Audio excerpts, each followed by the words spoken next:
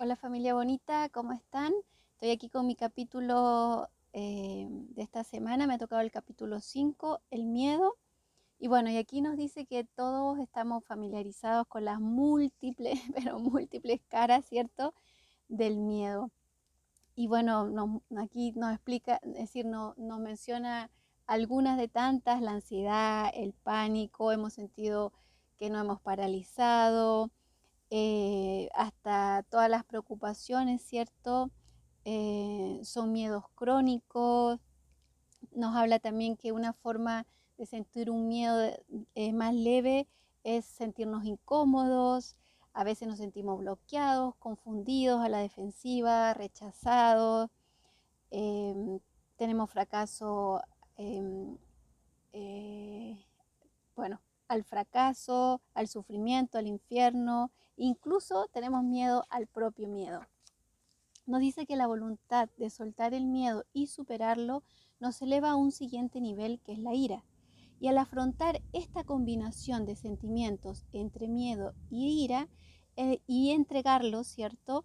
Entregarnos a ellos instantáneamente, surge el orgullo y el coraje.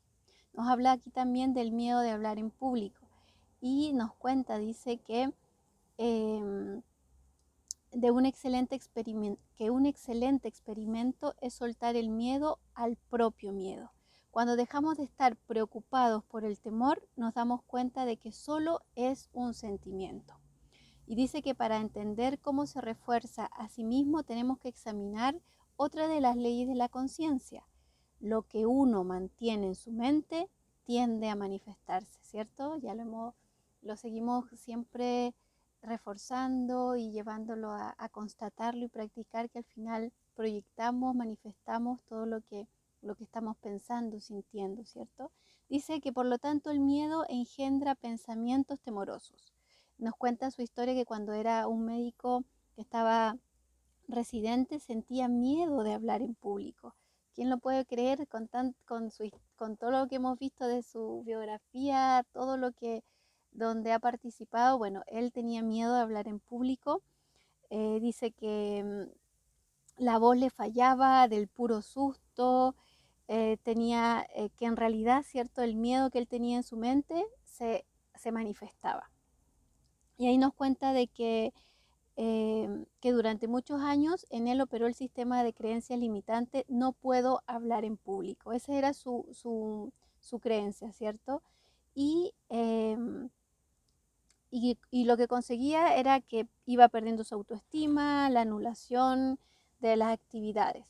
Dijo que pasados los años tomó una forma, ¿cierto? Esa creencia de que no quiero hablar en público porque creo que podría ser aburrido, ¿ya? Y bueno, le surgieron oportunidades, ¿cierto? Eh, una oportunidad de hablar en público y ahí dice que él se dio como ese espacio para sentarse y encontrar ese coraje para enfrentar ese miedo. Así que se preguntó, ¿qué es lo peor que podría suceder? Y en esa pregunta, ¿cierto? Eh, la respuesta, bueno, podría ser terriblemente aburrido. Y esto trajo a su mente otros discursos aburridos de otras personas, y entonces se dio cuenta que en realidad podía ser algo común eh, y que no era el fin del mundo, ¿cierto? Y se abandonó, dijo, abandoné la soberbia y la vanía, perdón, y la vanidad que se escondía tras ese miedo, ¿ok? Y cuando llegó el día, dice que al final lo que hizo fue escribir su discurso y por lo que entiendo lo escribió por algún tiempo hasta que después con la práctica, ¿cierto? Con ir soltando, ir ganando esa confianza, ir reconociendo eh, eh, todo ese poder interno. Bueno, él después, más adelante, aquí nos cuenta que pudo eh, eh, incluso improvisar, ¿cierto? Y no llevar sus discursos escritos. Y eh, lo más importante es que cada vez que lo hacía, aunque podía sentir que estaba aburrido, el paso era que lo había hecho. Dice que su autoestima fue aumentando y fue superando el miedo. Y sorprendentemente dice que después ese mismo miedo y esta creencia de que era aburrido cuando entraba a cada conferencia decía, soy un orador, soy uno de los oradores más aburridos del mundo, y que las personas que estaban ahí se reían con él, ¿cierto? Dice que nos damos cuenta que una parte de la mente puede ser muy divertida cuando se presenta la ocasión. Con el tiempo ya dejó de leer discursos, ¿cierto? Y después fue mejorando. Dice que todos conseguimos grandes beneficios al liberarnos de la inhibición y alcanzar el éxito. Nos volvemos más capaces, más libres, felices, y con ellos sentimos una paz mental. El efecto curativo del amor. Wow, esto es maravilloso. Eh, Nos dice que el miedo es tan pandémico que en nuestra sociedad que gobierna el mundo. Es tan extenso y toma tantas formas, ¿cierto? Que el miedo se relaciona principalmente con nuestra supervivencia, por lo que la mente le concede un trato especial. Siempre estamos ahí alerta, ¿cierto? Como dice la letra de una canción, estamos atrapados entre el miedo a vivir y el miedo a morir. Los miedos dice que tienden a aumentar. Y nos cuenta aquí la historia de una paciente de Betty que tenía 34 años y que parecía mucho mayor, y en realidad dice que ella cuando llegó, le llamó la atención que cuando llegó a su oficina, ¿cierto? Tenía más de 56 preparaciones diferentes de tiendas naturistas. Es decir, esta persona tenía miedo a todo, a fobia, a salir, a hablar, a compartir. Es decir, el miedo había tomado las miles caras posibles que podían existir. Dice que sus temores de esta persona, de Betty, eran tan paralizantes que cada acción terapéutica que daba quedaba totalmente bloqueada.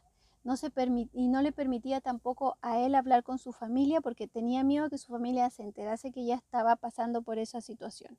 Entonces dice que todo esto lo tenía el doctor totalmente desconcertado y atormentaba un poco su cerebro, dice, durante semanas pensando cómo podía ayudarla. Y al final que dejó ir, ¿cierto? Esto que él estaba ahí en su cerebro pensando, atormentándolo, experimentó el alivio de entrega, dice, total.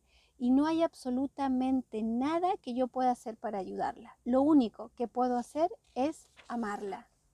Qué lindo. Y eso fue lo que hizo. Solo pensaba en ella con amor y frecuentemente le enviaba pensamientos cariñosos. Le dio todo el amor que puede dice que le dio todo el amor que podía cuando hablaban por teléfono, y finalmente después de un par de meses de la terapia de amor, ella mejoró lo suficiente como para poder ir a su consulta. Nos dice que una vibración elevada como el amor tiene un efecto curativo sobre la vibración más baja. Este amor es un mecanismo de reafirmación. Podemos calmar los temores de otra persona con nuestra presencia física y mediante la energía cariñosa, y poder envolverlo, ¿cierto?, en ese amor. No es lo que decimos, sino nuestra presencia lo que tiene el efecto curativo. He ahí otra de las leyes de la conciencia. El amor cura el miedo. La curación de las actitudes dice que aborda la interacción entre pacientes con enfermedades muy graves o mortales. Y el proceso de curación consiste en soltar el miedo y reemplazarlo por amor, ¿cierto? Dice que este mecanismo de curación ha sido mostrado por grandes santos, ciertos sanadores, que este mecanismo curativo, cierto, con su presencia, tiene el poder de vibrar, cierto, en el amor y irradiar a todas esas personas ese amor. También nos dice que, bueno, que la Madre Teresa estaba, cierto, se le atribuía también esta curación a un gran número de personas desde este amor incondicional, y incluso dice a quienes no están familiarizados con las leyes de la conciencia, este tipo de cura les parece milagroso, ¿cierto? Pero para que los conocen saben que es en realidad la aplicación de las leyes. Nos dice que el valor del mecanismo de la entrega consiste en que al soltar las barreras al amor, la capacidad de amar aumenta progresivamente y la energía amorosa tiene la capacidad de sanarnos y sanar a los demás.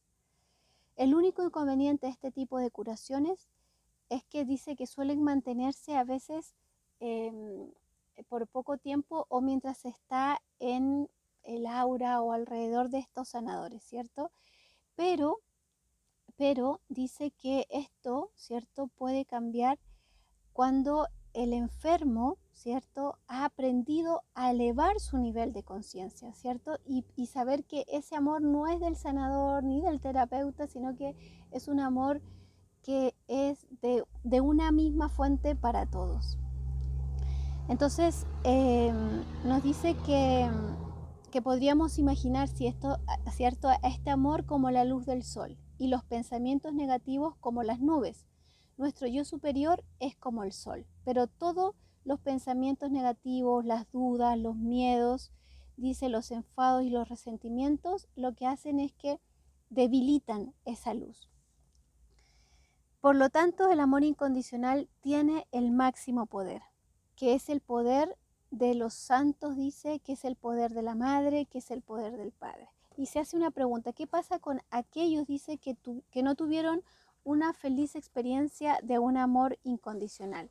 A veces creen que eso les genera una carencia y de alguna manera se sienten que están como lisiados o con ciertas cicatrices permanentes. Pero lo que nos invita aquí es poder reconocer que por la naturaleza misma de nuestro ser y por la energía vital que fluye a través de nosotros y nos capacita para respirar y pensar, todos tenemos el mismo nivel de vibración de amor. Podemos redescubrir el amor utilizando el mecanismo de entrega y soltando las nubes de negatividad. Al redescubrir este amor en nuestro interior, encontramos la verdadera fuente de la felicidad.